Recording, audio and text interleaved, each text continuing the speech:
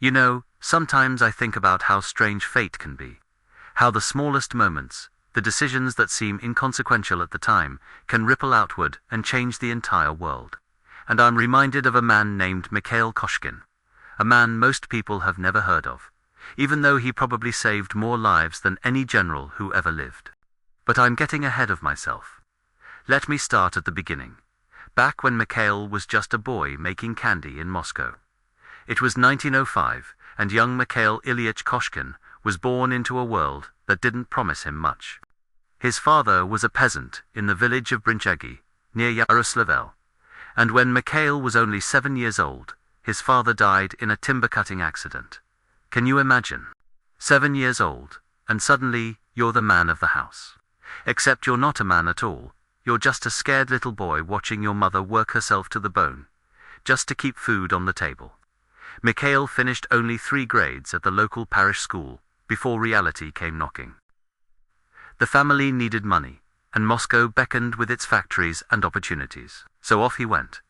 This child barely into his teens, riding the rails to Moscow to make his fortune. And what did he become?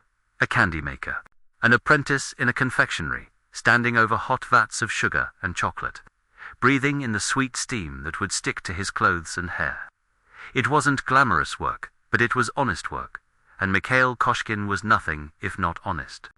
He kept at it, year after year, his hands learning the rhythm of the trade. Until 1914, when the Great War came calling, and swept him up, like it swept up millions of other young men across Europe. He went to the front lines, this candy maker from Moscow, and he saw things there that would haunt him. The mud and blood of the trenches, the screaming of shells, the way men could be there one moment and gone the next, reduced to nothing but memory and sorrow. He was wounded, but he survived, and when the revolution came in 1917, Mikhail Koshkin knew which side he was on. He'd seen enough of the old world, enough of the way it ground up poor boys and spat them out. In 1918, he volunteered for the Red Army and fought in the Civil War that tore Russia apart at the seams. But here's where fate does its peculiar work. Because by the 1930s, after all those years of war and revolution and nation-building, the Soviet Union found itself in desperate need of engineers. Stalin looked around and saw a country rich in courage but poor in technical expertise, and he made a decision that would change everything. He decided to take loyal party workers, people who had proven themselves in the revolution, and send them to university. Can you imagine being Mikhail Koshkin, a candy maker and soldier, now past 30 years old, being told you're going to become an engineer? In 1931, Koshkin found himself at the Leningrad Polytechnic Institute, studying automobiles and tractors. His hands, which had once stirred sugar and pulled triggers, now held pencils and slide rules. He was older than most of his classmates, and the mathematics didn't come easy at first. But Mikhail had something those younger students didn't have. He had seen the world break apart and put itself back together. He understood, in his bones, that engineering wasn't just about numbers on paper. It was about making things that worked, things that kept people alive. He graduated in 1934 from what was now called the Leningrad Industrial Institute, and he was good, really good. He went to work at the Leningrad plant designing tanks, and he learned everything he could about these metal beasts that would define modern warfare. He worked on the T-29, then on the T-465, a tracked tank with anti-rim armor. For his work on the T-4625, he received the Order of the Red Star. He was building a reputation. This former candy maker, as a man who could see past the obvious to the elegant solution hiding underneath. But here's where Stalin's terror enters the picture, because this was the mid-1930s, and Stalin's paranoia was in full bloom. Koshkin's colleagues were being arrested by the NKVD, dragged away in the night, and accused of being enemies of the people. The former head of the design bureau where Koshkin would soon work, a man named Afanasy Fursov, was caught up in this madness. Tanks were failing in the field, and someone had to take the blame. In the Soviet Union of the 1930s, technical failure wasn't just embarrassing, it could be fatal. And so, on December 28, 1936, Mikhail Koshkin found himself appointed head of the Tank Design Bureau No. 190 at the Kharkov Comintern locomotive plant, known as KHPZ. He was replacing men who had been arrested, stepping into a position that was both an opportunity and a potential death sentence. But Koshkin took the job, because that's what you did if you were Mikhail Koshkin. You didn't run from responsibility. You stepped toward it. Now, let me tell you about the problem he inherited. The Soviet Union's tank force in the late 1930s was composed mainly of two types. There was the T-26 infantry tank, slow and steady, designed to keep pace with soldiers on foot. And there were the BT tanks, the fast cavalry tanks, based on a design purchased from an American engineer named J. Walter Christie. These BT tanks could reach impressive speeds on roads because they had a peculiar feature. They could run on wheels without their caterpillar tracks, using an 8x2 wheel drive system that let them race along at over 50 miles per hour on paved surfaces. But here's the thing about the BT tanks. They looked impressive on parade grounds, but they had been tested in actual combat during the Spanish Civil War, and the results were sobering. The armor was too thin, barely 20 millimeters in places. The tanks caught fire to Italy. When they got hit, they became rolling coffins for their crews, and that complicated wheel track system. It was a maintenance nightmare. It saved wear and tear on the tracks, sure, but it added weight and complexity, and took up space that could have been used for armor or fuel. Koshkin studied these reports from Spain, and he came to a conclusion that seems obvious now, but was controversial then. The wheel track system had to go. The future belonged to fully tracked tanks with better armor, better guns, and diesel engines that wouldn't turn into fireballs the moment an enemy shell found its mark. But when Koshkin tried to explain this to the generals, they looked at him like he was crazy. They liked the BT tanks. They liked the speed, the dash, the ability to race across the Russian steppes. And who was Mikhail Koshkin anyway? A former candy maker who got lucky. The head of the Auto Tank Directorate, a man named Dmitry Pavlov, was a BT tank enthusiast. He had commanded tank forces, and he believed in the wheel track design. When Koshkin argued for a purely tracked tank, Pavlov pushed back hard. There were meetings in Moscow, in the halls of the Kremlin itself, where Koshkin had to defend his vision against men with more rank, more experience, more political pull. And hanging over everything was the knowledge that disagreeing with the wrong person at the wrong time could land you in a cell, or worse. But Stalin, for all his terrible flaws, understood industrial capacity and military necessity. And at a critical meeting of the Defense Committee on May 4, 1938, with Stalin himself present, Koshkin made his case. He didn't just talk about technical specifications, he talked about production. A tracked tank, he argued, used less metal than a wheel-tracked tank. It was simpler to build, simpler to maintain. That meant you could produce more of them for the same cost. And in a war, quantity mattered just as much as quality, maybe more. Stalin listened to the arguments from both sides, and then he made a decision that was, in its way, brilliant. Build both, he said. Build the wheel-track version, the A-20, with its 20 millimeters of armor and 45 millimeter gun.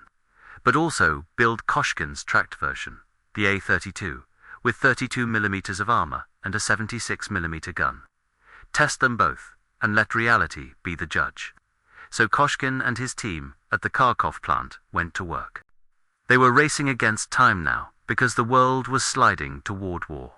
In September 1939, Germany invaded Poland, and World War II began. In November, the Soviet Union itself went to war with Finland in what would become known as the Winter War.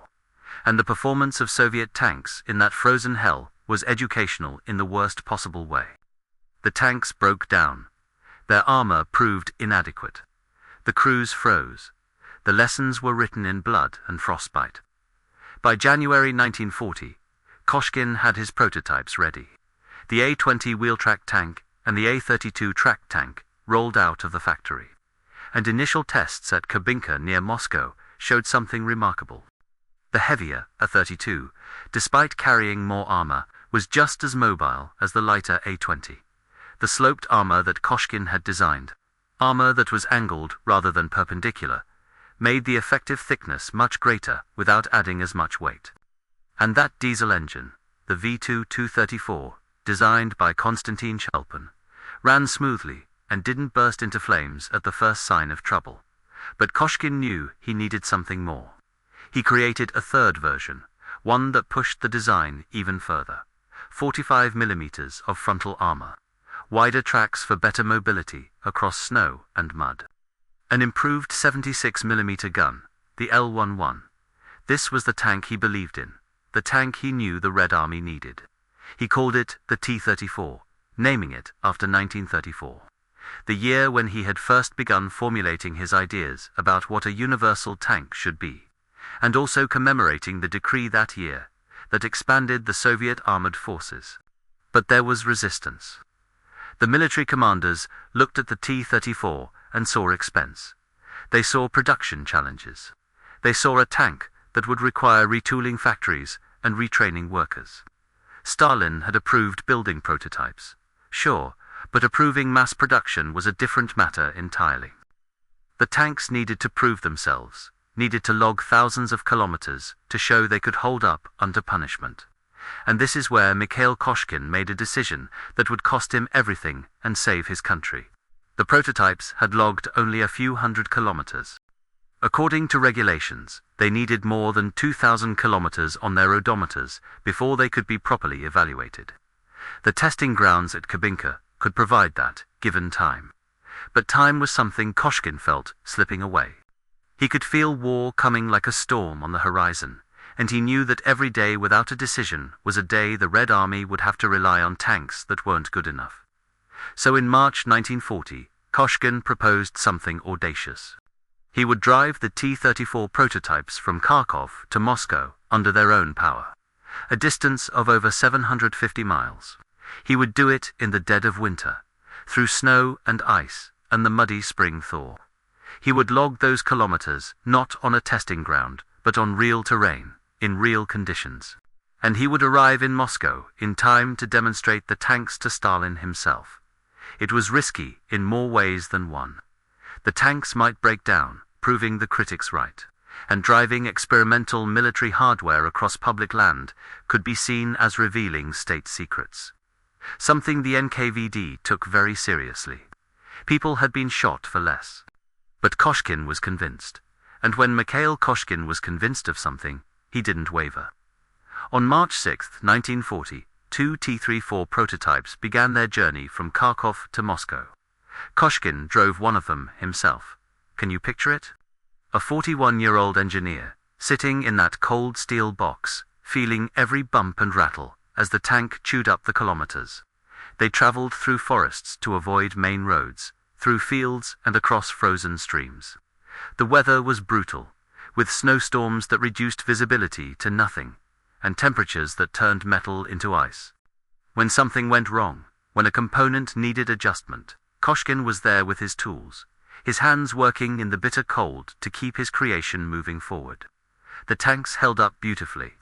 They powered through mud that would have stopped the old BT tanks. They crossed terrain that should have been impassable. And on March 12, 1940, 6 days after setting out, they rolled into Moscow, right on schedule. The military observers who had been tracking their progress could scarcely believe it. One of the generals had privately predicted they wouldn't make it 50 miles before breaking down. But here they were, these machines that weren't supposed to work, sitting in Moscow having traveled over 700 miles through some of the worst conditions imaginable. 5 days later, on March 17, 1940, Mikhail Koshkin stood in Ivanovskaya, square inside the Kremlin walls, as his tanks were demonstrated to the highest leadership of the Soviet Union. Stalin was there, along with Vyacheslav Molotov, Lazar Kaganovich, and Kliment Voroshilov. The tanks maneuvered, showed off their speed and agility. Stalin watched carefully, his expression unreadable in that way he had, and then he spoke. He called the T-34 the first sign of our armored forces, and he nicknamed it Little Swallow.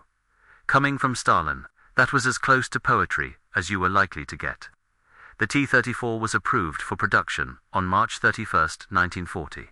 Koshkin had won. His impossible tank, the one the generals said couldn't be built, the one that was too expensive, too complicated, too much of a departure from established doctrine, was going to be built after all. But the victory came at a terrible price, one that Koshkin understood even as he celebrated with his team. You see, the demonstration in Moscow wasn't enough. The tanks still needed to complete their full test regime, and that meant more kilometers. So rather than shipping the tanks back to Kharkov by rail, Koshkin decided they would drive back, taking a longer route through Finland to test them on the Karelian Isthmus, where the recent war had been fought. Then through Minsk and Kiev. It would add another 1,500 miles to their journey, bringing the total to nearly 2,000 miles. And Koshkin, already exhausted, already coughing from a cold he'd caught during the drive to Moscow, climbed back into the tank and set out again. Near Orel, one of the tanks slipped off a bridge into a partially frozen lake, and Mikhail Koshkin, without hesitation, waded into that icy water to help pull it out. He stood there in water up to his waist, his clothes freezing to his skin, working to save his creation. He knew what he was doing to himself. He knew the cold was settling into his lungs, but the tank mattered more than he did. The tank was going to save lives. His life was just one life. By the time the tanks returned to Kharkov in early April, Koshkin was seriously ill. The cold he'd caught had turned into pneumonia, and pneumonia in 1940 was a killer. He kept working though, kept refining the design, kept pushing his team to solve the remaining problems. But his cough grew worse, rattling and wet, the sound of a man whose lungs were drowning. His colleagues begged him to rest, to seek treatment, but Mikhail Koshkin was obsessed. The war was coming, he could feel it, and the tank had to be ready.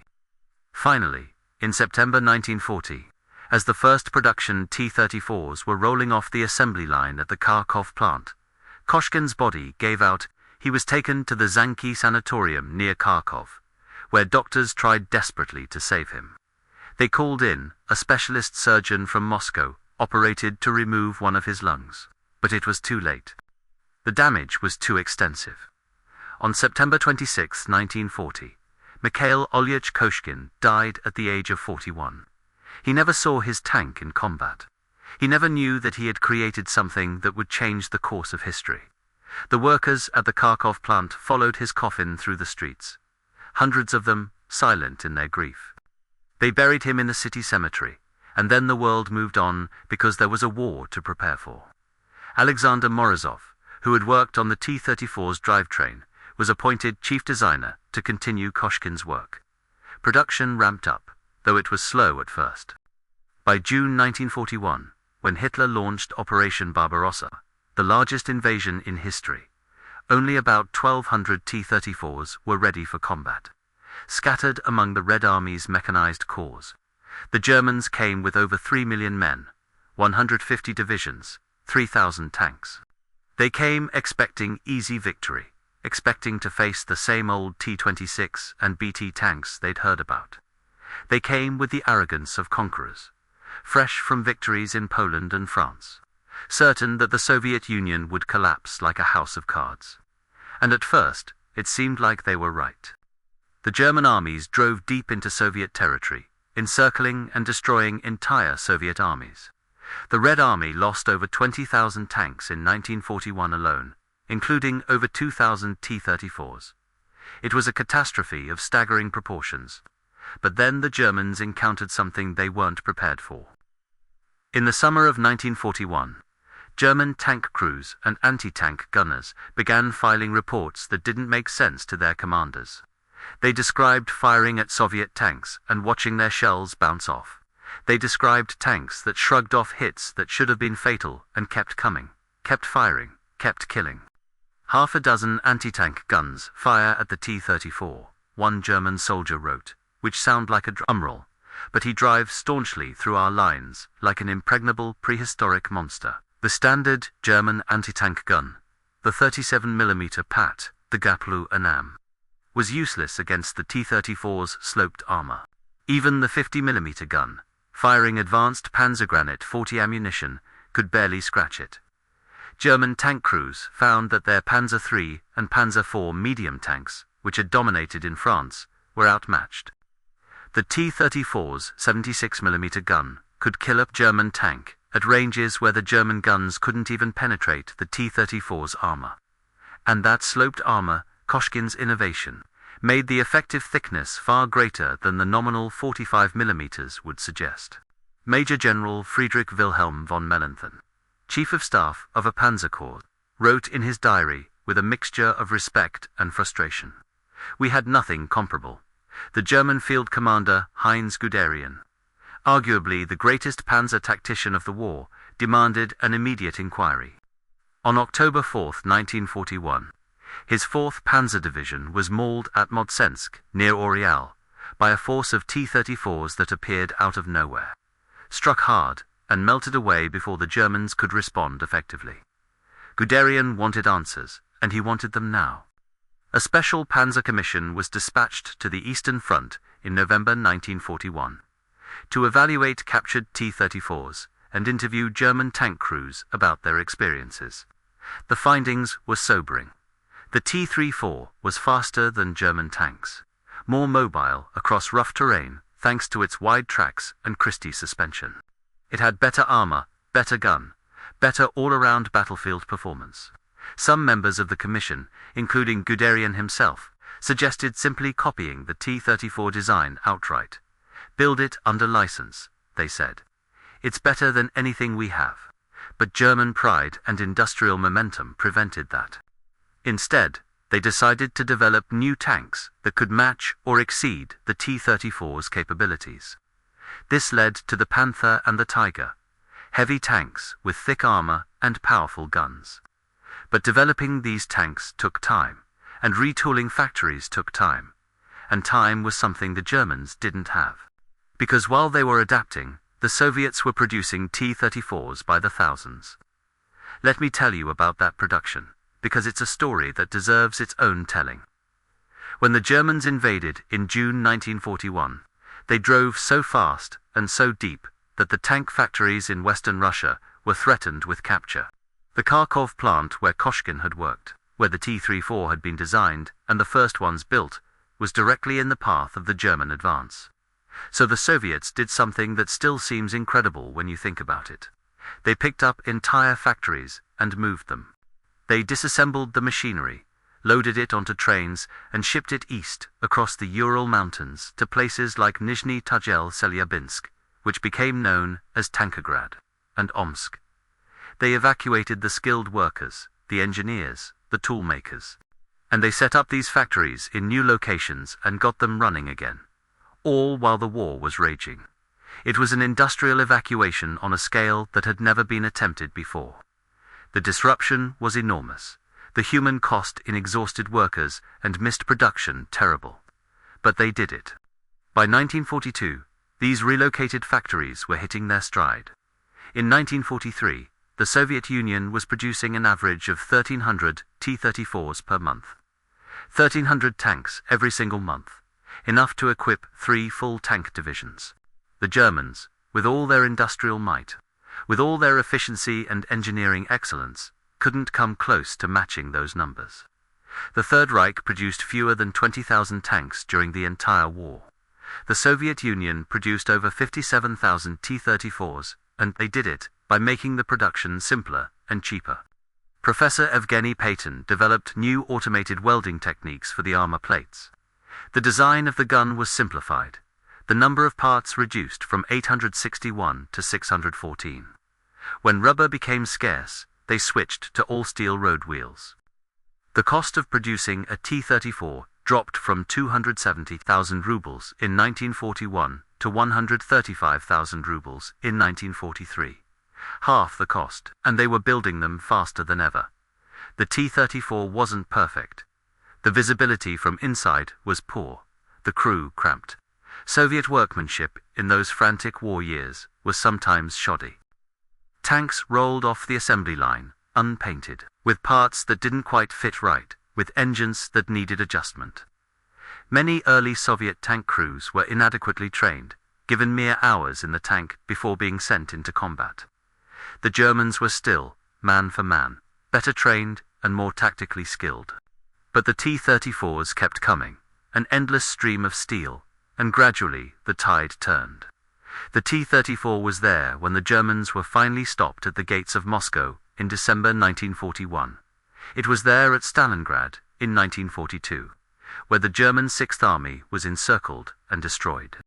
And it was there at Kursk in July 1943, the greatest tank battle in history, where German panzers, including the new Panthers and Tigers, crashed against a Soviet defense in depth and broke themselves upon it.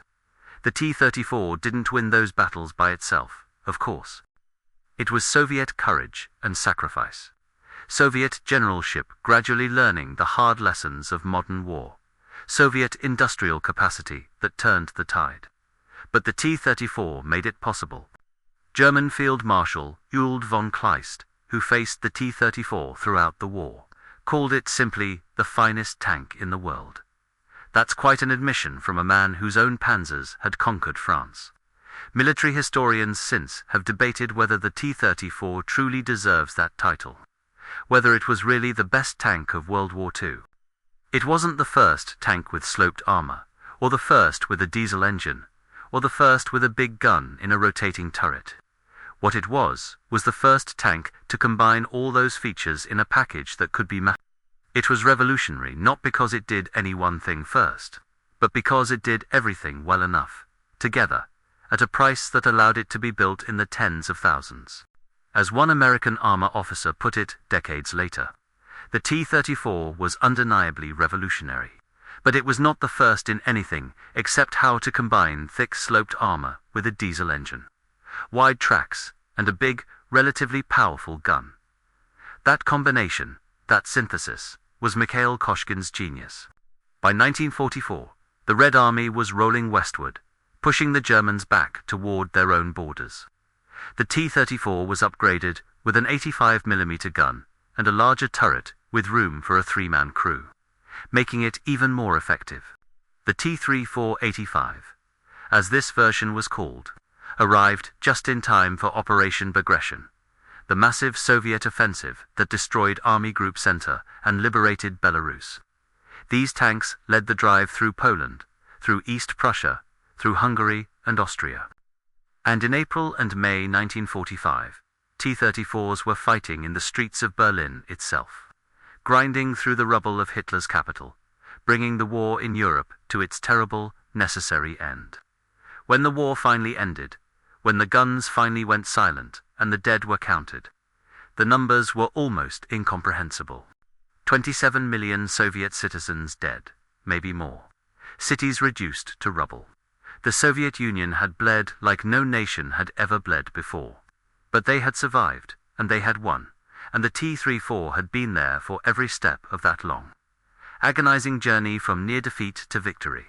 Mikhail Koshkin was posthumously awarded the Stalin Prize in 1942, and in 1990, 50 years after his death, he was named a hero of socialist labor. His grave in Kharkov was destroyed during the war. German bombers targeted the cemetery specifically because Hitler, in his rage at the tank that had thwarted his armies, had declared Koshkin his personal enemy even in death. So the man who created the T-34 has no grave that can be visited, no monument except the tank itself. And what a monument it is. The T-34 went on to serve in dozens of armies around the world. It fought in Korea and in the Middle East, in Africa and in Asia. Some countries still have T-34s in service or in reserve, even today. Over 80 years after Koshkin drove those first prototypes through the snow to Moscow, it influenced every tank designed after it. The sloped armor became standard. The diesel engine became standard. The idea of a universal tank that combined mobility, protection, and firepower became the template for the modern main battle tank. But more than that, more than the technical innovations, or the production numbers, or the battlefield victories, the T-34 represents something about human ingenuity and determination. It represents what happens when someone looks at a problem everyone says is impossible and says, "Let me try anyway." Mikhail Koshkin was a candy maker who became an engineer. He was a soldier who became a designer. He was a man who saw the old BT tanks failing in Spain and imagined something better. And when the generals told him his ideas wouldn't work, he proved them wrong by building the thing and driving it 750 miles through a Russian winter. He gave everything for that tank. His health, his life, his future. He stood in icy water to pull his creation from a lake, knowing it would kill him, because the tank was more important than he was. And he was right about that, wasn't he? His life ended in September 1940, but his creation went on to save Moscow, to save Stalingrad, to save his country.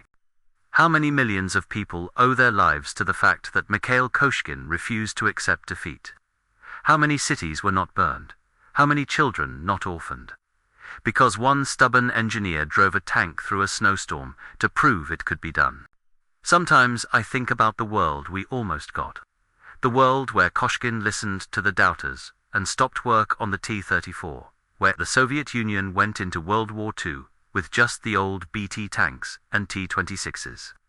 Inadequate machines with thin armor and gasoline engines that burned. Would Moscow have fallen? Would the entire Soviet Union have collapsed, leaving Hitler master of Europe and half of Asia? It's possible. It's terrifyingly possible. And we avoided that fate because of one man's vision and stubbornness. That's what makes the story of Mikhail Koshkin so compelling to me. He wasn't a general or a politician. He didn't have armies at his command or the power to reshape nations with a word. He was just an engineer who believed in his design and refused to give up on it. He worked within a system that was often brutal and irrational, a system that had arrested and killed many of his colleagues, and he found a way to make his vision real anyway. He understood that engineering isn't just about mathematics and metal, it's about understanding what's needed and having the courage to build it, even when everyone says you can't. The T-34 wasn't perfect. No tank is, no weapon is. It had flaws and limitations, and many brave men died inside its steel hull. War is always terrible, always wasteful of life and potential. But in a world where war had already come, where Hitler's armies were marching east with the intention of enslaving or exterminating entire peoples, the T-34 was necessary. It was the right tank at the right time, and it exists because one man looked at an impossible problem and decided to solve it anyway. So when you hear about the T-34, when you see one in a museum or in old footage from the war, remember Mikhail Koshkin. Remember the candy maker who became an engineer, the engineer who became a visionary, the visionary who gave his life so that his creation could save millions. Remember that the tank everyone said couldn't be built became the most produced tank of World War II. That the design everyone said was too expensive and too complicated became the standard against which all other tanks were measured. And remember that sometimes, just sometimes, refusing to accept defeat when everyone says you're beaten is the most important thing you can do. Mikhail Koshkin drove 750 miles through a snowstorm to prove he was right. 6 months later, his tank stopped Hitler's armies at Moscow. A year after that, it helped win the Battle of Stalingrad. By 1945, T-34s were rolling through the streets of Berlin, bringing an end to the nightmare that had consumed Europe. That's the power of one person's impossible idea. That's what happens when someone refuses to accept that it can't be done. Mikhail Koshkin died at 41, his lungs destroyed by the cold he caught proving his critics wrong. But his creation lived on, and it changed everything. Sometimes I wonder if he knew, there at the end, what he had accomplished. I hope he did. I hope he understood that the tank he drove through that winter storm was going to save his country, that it was going to help end the greatest evil the modern world had known. The next time someone tells you something is impossible, think of Mikhail Koshkin. Think of a former candy maker who designed the finest tank of World War II. Think of a man who drove through a blizzard to prove the doubters wrong, even though it killed him. And then ask yourself, what would you do if you knew your impossible idea could change the world? Would you have the courage to see it through, no matter the cost? That's the question Koshkin answered with his life, and his answer echoes down through the decades to us today.